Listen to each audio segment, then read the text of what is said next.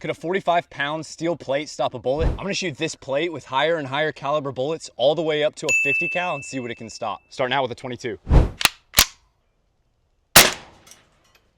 Our 22 hit right here and just kind of bounced right off our plate. Fred's still safe. Next up, 9 mil.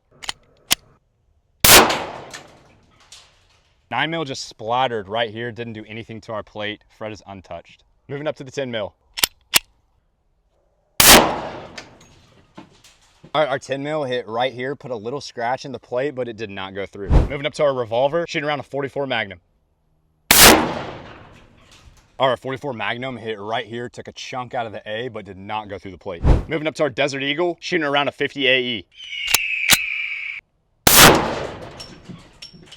Desert Eagle hit right here, it pushed Fred back, but did not go through. Next up, we got our 12 gauge, shooting a slug. Firing.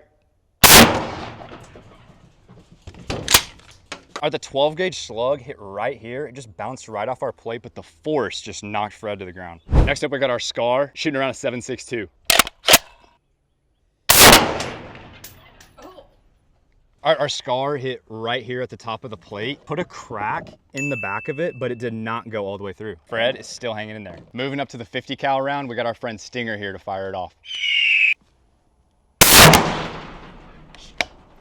Destroyed. All right, the 50 cal blew through our plate, charred the outside of it, went straight through the other side and put a hole into Fred. Yeah!